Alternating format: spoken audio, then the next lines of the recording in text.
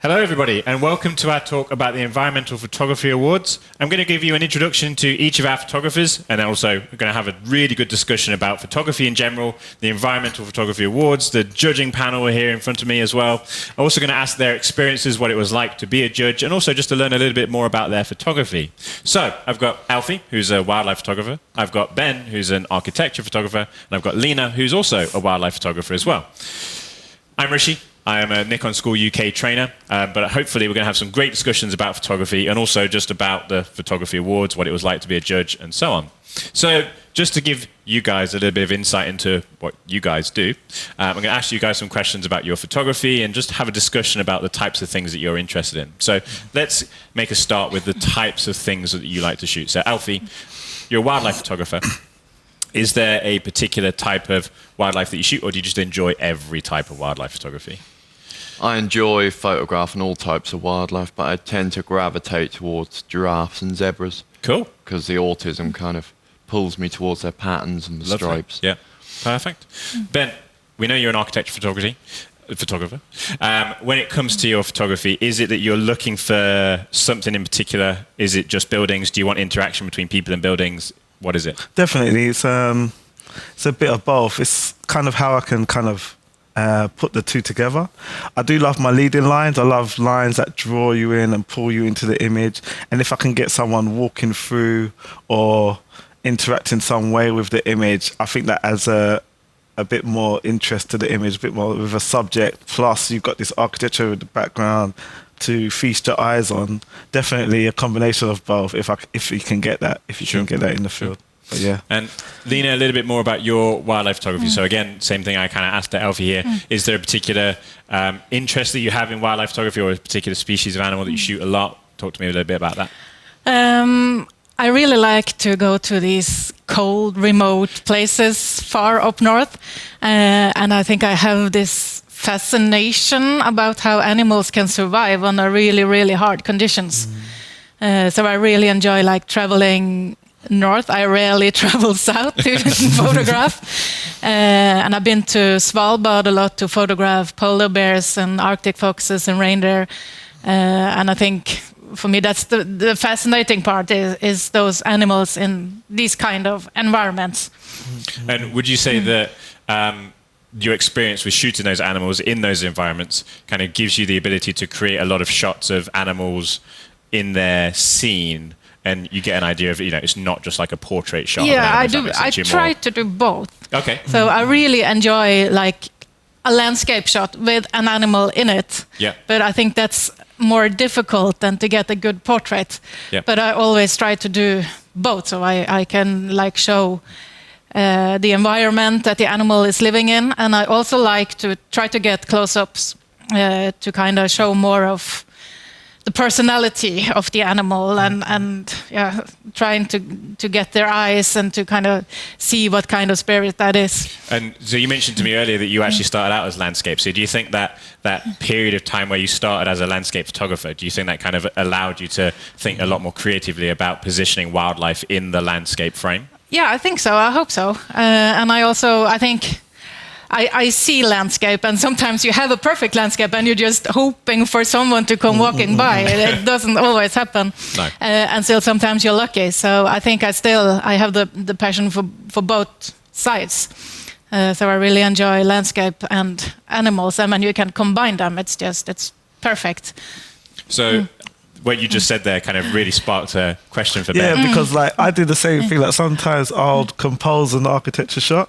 I'll be sitting here waiting for someone to just walk through it. And sometimes, or I'm waiting for people to get out of the way. There's a lot. I was telling her earlier about this escalators. I wanted to get this shot, and there was just so much people on the escalators. I was like, I just need either one or none. I was just waiting for 10, 15 minutes for that moment to come. So when she says that, it's the same. If you have a big group of walruses just lying there, and then you're hoping for one of them to go to the ocean, so you can get Yeah, exactly. Yeah, I've been there. So despite the fact that you shoot almost completely different subjects, there's still that idea that you need to have patience around waiting for your subject. Yeah.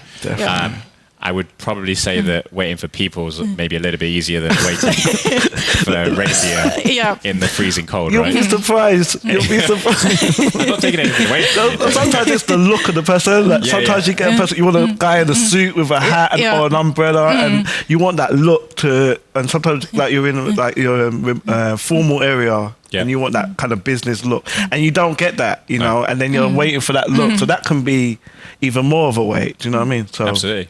So Alfie, I know that you shoot like a lot of black and white stuff. So do you feel like you're kind of doing the same thing, that you're almost sometimes waiting for the shot to you, waiting for the patterns to kind of appear in front of you?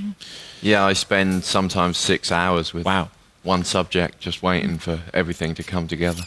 And some images, like the one I did of a giraffe calf in front of the pattern of its mum, I went back 4 or 5 times to try and get it.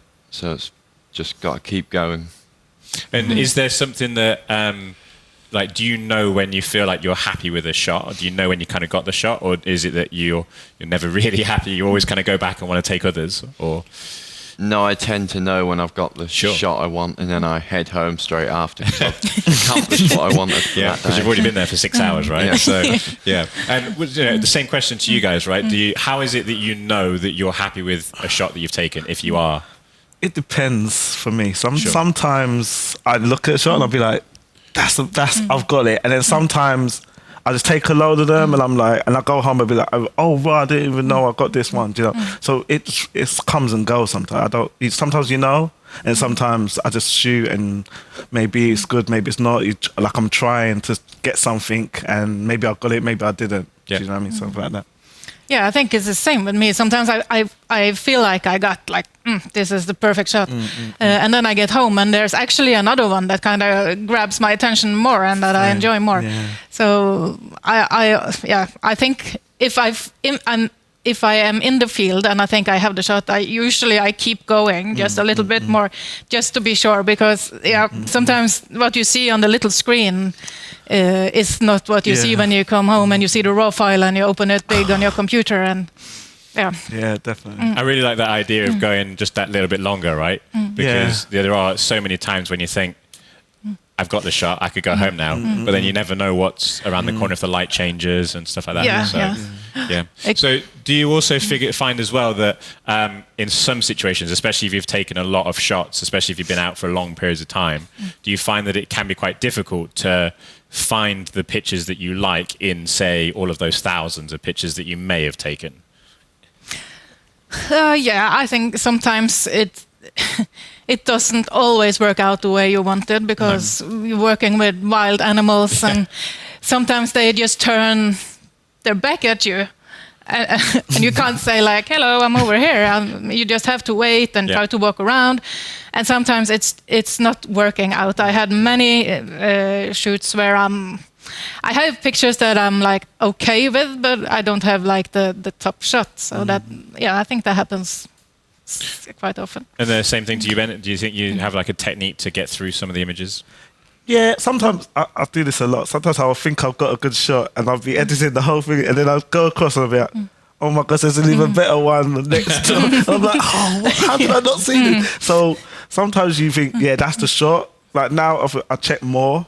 So I'll check them all and I'll be like, okay, yeah, this one's the best composition. Or sometimes I even have to, like, the person was perfect in that shot, but the composition was perfect in another shot, and I would use Photoshop to put them in the best one and get the best of both. Rarely that happens, but the composition, looking for shots, it's always like touch and go, like, I need a shot, but you know, I've got to stop being lazy and look and be more thorough and make sure you find the correct composition all the time. You know, sometimes it's like you take so many, you're just like, I just pick that one and it's good enough, but it's good to not be lazy and find the best competition you can and find the best shot. And then it's kind of the same question to you, Alfie. Do you like the editing process, or is it that you just kind of choose the one shot that you know you like straight away and edit that one, or do you edit kind of all of them?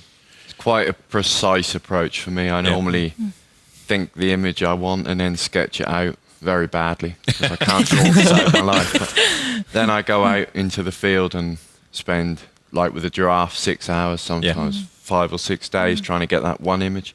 So then I know when I've got the image I wanted, and then nothing else matters. I just go home and Can I ask a question? Do you, before you go for a shoot, do you have like one image in mind, and then you're like staying there until you get exactly that image? So I always, when I go out, I'm going to photograph one animal and trying to get that one shot. You know already what you want. Wow. So I get so obsessed with trying to get that shot that I'll forget to have lunch and everything. So. Oh wow. I think we've all been there, right? Yeah. I think one of the key things for me is that I do a very similar thing. Like I have this idea of a picture that I want, and I've still not got it yet. And it's like kind of constant strive to try and get that shot right. Yeah.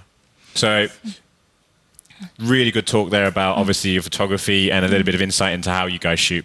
I just want to have a little bit of a talk about camera kit.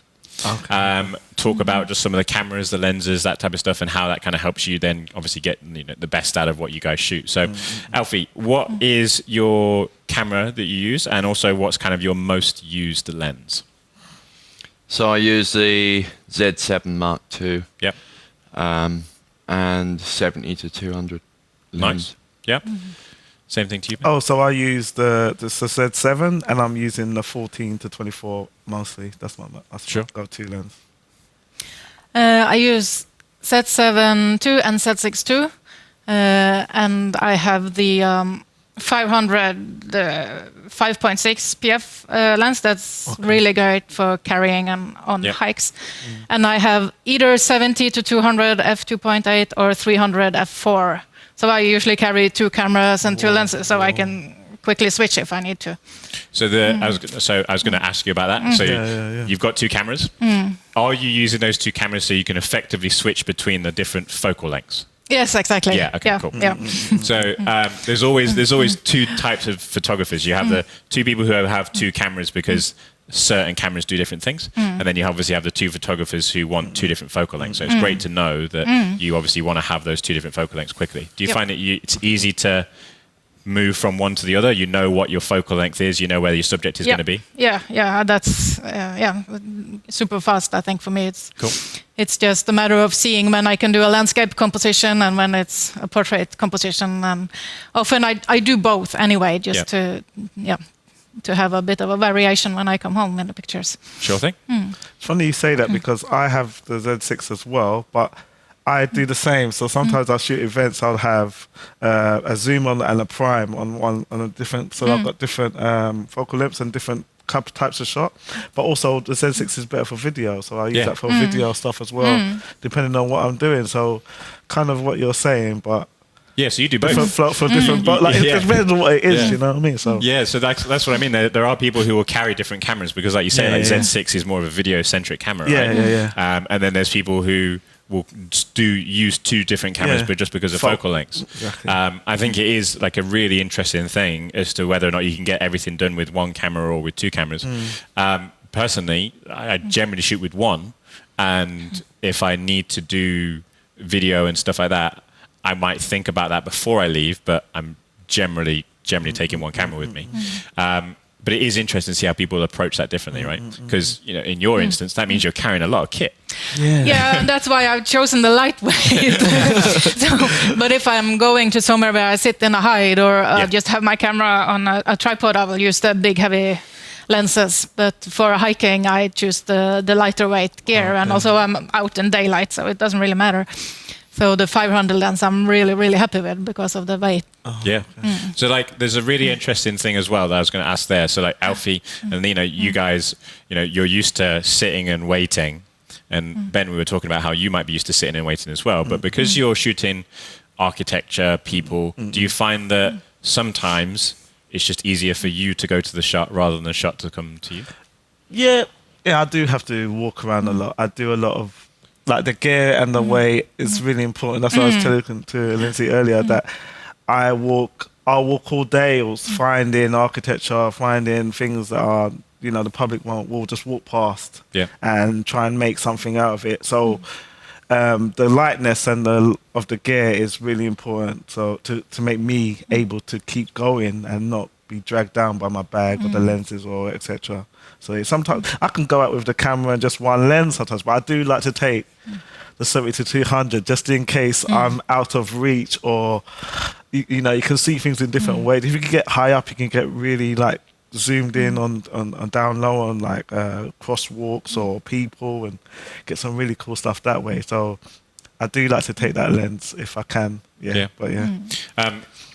One of the things you just mentioned there is you take a 70 to 200 just in case. That's always my excuse. Like, I need to take this lens just in case. I need this just in case. Yeah. Never use it. Like, there's places I've been where I've packed a bag full of kit and I've used one camera and one lens, right?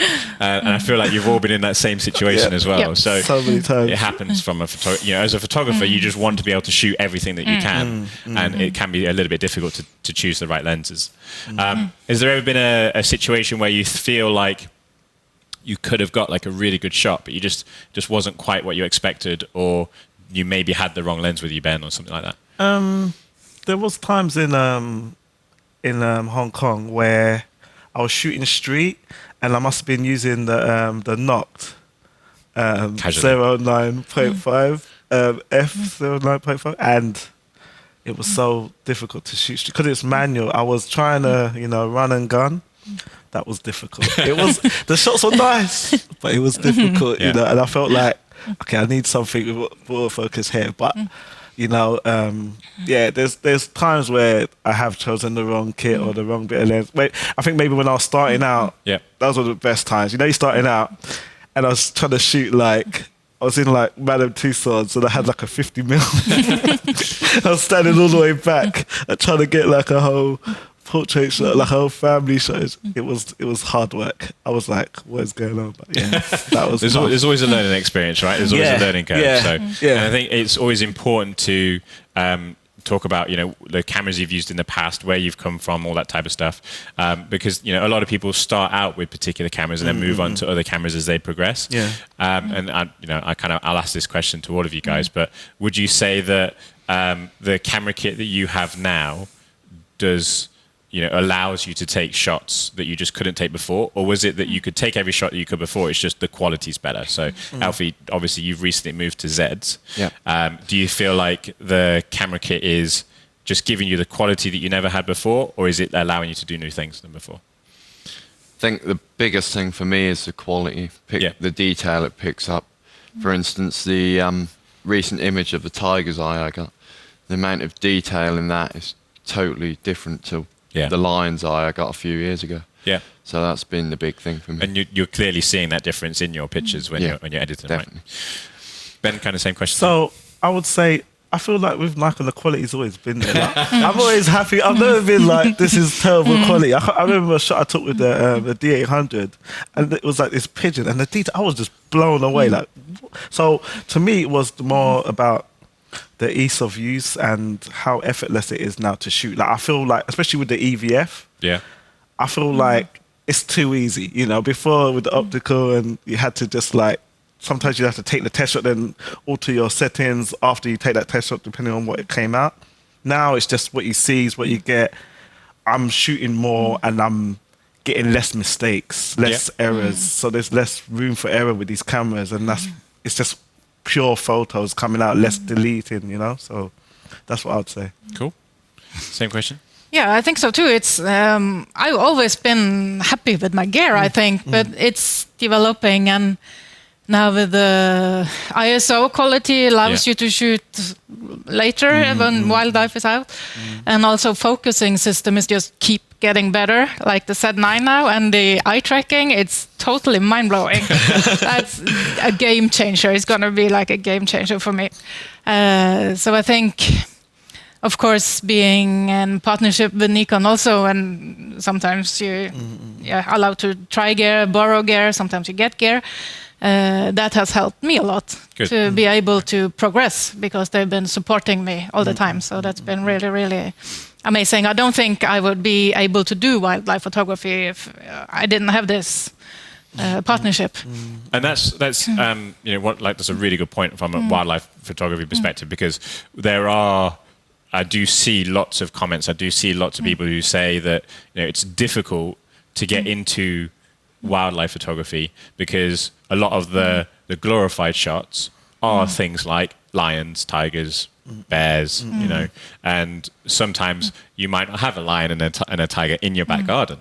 So there is that, the way that I see it, I really enjoy shooting British wildlife. So for me, I thoroughly enjoy birds. I thoroughly enjoy red squirrels. The smaller animals is, some of the things that I really like to photograph. But I feel like sometimes people don't always necessarily think about the local wildlife that they have around them, right? And I suppose the biggest advice that I can ever give to anybody who wants to start out in wildlife photography is that they should really focus on what's local to them and then start to think or go to like the more exotic stuff, right? And also there are starter lenses that are not super expensive and it's easy to start. But at some point, if you progress, you kind of outgrow your gear and you want to get change it into something else. But I think there's something for everyone if you're new and want to start. And the gear shouldn't stop you. No. But And so from an architecture point of view, if someone was starting out, wanted to get a feel for architecture photography or people photography, any advice for them? Just go out there and shoot, really. It's like start taking an interest, start looking at what's out there, look on Instagram at architect, like follow a lot of architectural photographers, kind of get your mindset into what they're looking at, pick some gear, maybe if you can't afford the 14-24, get the 14-30. That's a really good lens as well. And just get in the field and start shooting. That's the best way you're going to learn. Take yourself to surroundings where a lot of architecture, Hamburg, for example, there's a lot of spiral staircases, there's a lot of like really cool structural buildings, and just practice and find your kind of angle of architecture. You don't need to copy other people, although it can be easy at the start to copy other people, but try and always think about what you would do, to have your unique kind of outlet on architecture photography, so people come to you for that, But yeah, the best way is kind of immerse yourself in that world, and you'll start to improve, no problem. Truly. Yeah. And then Alfie, kind of the same question to you, really. From your wildlife photography perspective, is there advice that you would give to somebody who was wanting to start out in wildlife photography? I think what I've found most useful is doing research about the subjects, about the animals I'm going to shoot. For my flamingo project, I read a whole book on flamingo brains and getting to know their behavior and everything, which really helps when you're out in the field to anticipate things. Yeah, and that's a really good point about learning your subjects, and I agree. That's one of the things that we teach at Nikon School, that you spend the time to learn about your subject that you're shooting, especially for wildlife, because a lot of animals are creatures of habit. They will do the same things over and over again. People a little bit less so, but they will do the same things over and over again, right? So let's start talking about the photography awards, the Environmental Photographer Awards. And you guys were obviously all judges. Now, I've never been a judge. And so, I'm happy with the fact that you guys are going to tell me loads of stuff about what your judging experience was about. But I'd just like to get a little bit of insight into, before we talk about like the winning images and the selection process and stuff like that, I'd like to get an insight into what did you want from kind of an environmental shot? What does that to you? Is it that you're focusing on the subject, like the animal, or are you focusing on the subject and their background as well? Is there a picture you had in mind that you thought would be a good shot that you were looking for? If not, then no. I think for me, the story behind the photograph was as important as the photograph itself. So that's what I had in mind when I went into the judging process. Perfect. I have to agree with Alfie there. Like the story and how strong the image is are two of the most kind of the highest criteria you can really judge on the image. So it was like, there were some really good images and they had no story, and there was some really okay images, but they had good story, and it was like balancing out which one kind of touched you more or you felt more. So story is king, really, So it was all about the story, but how strong the image was after that. Yeah, I definitely agree with that. And also, I was trying to look for something a bit new or something that I hadn't seen before, because in my portfolio, I saw a lot of pictures that were quite similar, taking in the same areas of the same kind of issues. So I was also trying to look for something that was maybe a bit unusual or had a new kind of perspective on things. And also something that was symbolizing more hope than not. Yeah. So I also had that in mind, but in the end, it's down to the story and the image itself. Of course, there is always two sides to the coin, right? When it comes to the environment and stuff like that, that we have that idea of hope, and there is always an opposite side to that as well. So it's interesting that you were looking for something that was giving that that story behind it, if that makes sense. So the selection process itself. When it came to deciding what images you think were going to get into the kind of final list of images or the final winning image, was there anything that you were really struggling to choose between two pictures, or was it like a really easy choice for you, Alfie? I think once we got down to the final sort of shortlist, it got a lot harder. Yeah. We had a lot of really good images with really powerful stories. But I think the strongest image definitely won. Good, yeah. Yeah, there was a little bit of debate with and I felt like they wanted us to have that debate, put what we felt was strongest about us. And, it was funny. It was funny when you're judging the images on their own, you'll maybe give them higher scores. But when they're side by side, it's like easy to see, okay, that one, it's unanimously that one is stronger. And that's what I felt made it easier at that point. But yeah, I think it was not an easy process. I mean, there was a lot of great photography there, and I think it was emotional, and it was hard looking through. Saw a lot of devastation in the world, so it was kind of tiring in a way to go through it. It was a lot to take in. But still, it's such an important award. So, do you think that like the message of the awards themselves and the message, like you said, like you've seen a lot of devastation through these photographs? Do you think that message is so important to get out there to make people aware? Because even yourself, as a wildlife photographer who spends a lot of time out in the environment, there still may have been things that you've seen in these photos that you just weren't aware of was happening. Yeah, it was. It was some stories I did not know existed in the world, and I had to go home and Google it and read more about it because I was not aware of that. So it's been really I learned a lot from it as well. So, like we say, it's kind of coming back to that story behind the image as well, right? Yeah. This kind of brings it all together. Yeah, just want to say the selection process, like you said, we had 236 images to go through.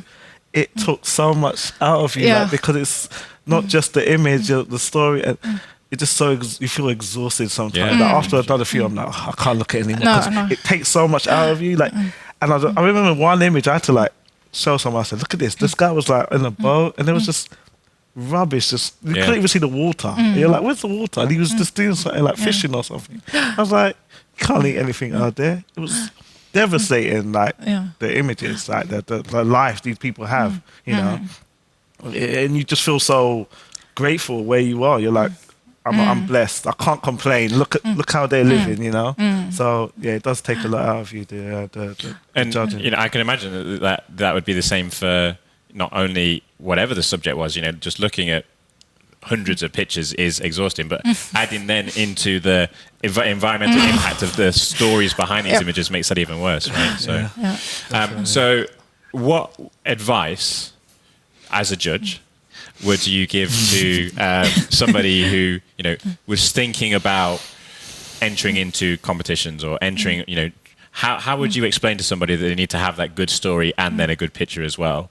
Was there something that you kind of kept seeing mistakes people made? Was there a common mistake, that type of thing? So Alfie, I'll start with you. What advice would you give to somebody who wanted to start entering competitions?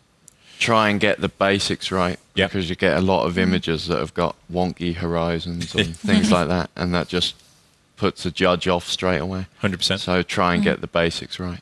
Yeah. Like Alfie says, the basics are important. Make sure you've got a story, or try and get an image with a story, and write your story so we can understand what you're talking about. So also it was more images was good. Like there were some they had just one image, but it was nice when people had about 10 images to go through. You could see like consistency in their work, and you could choose one of them that you like. You know, it gave you more options with the person that entered the competition. But yeah, just at the end of the day, you got to try and take the best image you can, right? And that's it, really. But yeah, so. Yeah, and I also think maybe look through the winners before and try to document a story that's not told already. So I think, yeah, for me, try to find something new, something we haven't seen before that much. So that's a really interesting point there, because also like one of the questions we always get is like, how do you get inspiration? And you kind of hit the nail on the head there, like looking at previous winners of these competitions and looking at what previous pictures and what they've done and what those photographers have done in their stories. So where does your inspiration come from? Have you kind of looked back at previous shots, or do you feel like you shoot for yourself? I do a little bit of everything, I think. Yeah. I get a lot of inspiration from looking at other people's pictures and shooting together with others. And also, I do get a lot of inspiration just of being out in nature and just being all alone and taking it all in. So I think I do a little bit of everything. Everything can inspire me. It really depends. I mean, yeah. Same. Yeah, same. I even movies, games, whatever I'm doing.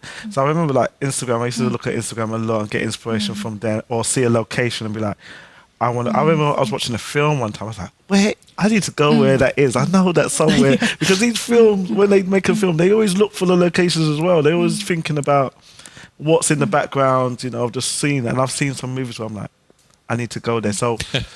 I'll take everything. I'm taking it all in, and I'm thinking that's obviously somewhere I need to go. Like, do you know what I mean? So I'll try and track things down wherever I see them. So it's always whatever your eyes see, and can I get there? How do I get there? And then when I'm in, like what Lindsay says, I'll shoot for myself.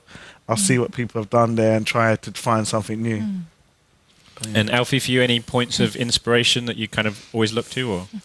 Just I think mine stems from my obsession with animals that I've always had. Really, my first word was mallard after the duck. So, wow.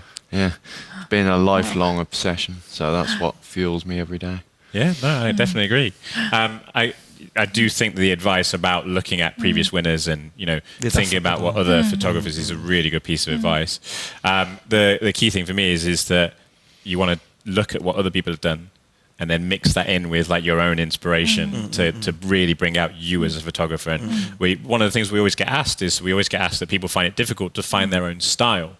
And I always kind of generally say, you don't go and find your style, it kind of just finds you, because it just appears one day and you go, oh, this is the way I like to shoot, right? And I'm sure you guys have kind of almost been through that process. And I'm sure when you were looking through and judging those images, that you could see people's styles coming through in their shots. You kind of mentioned that earlier about when people submitted more than one photo, you could see their style.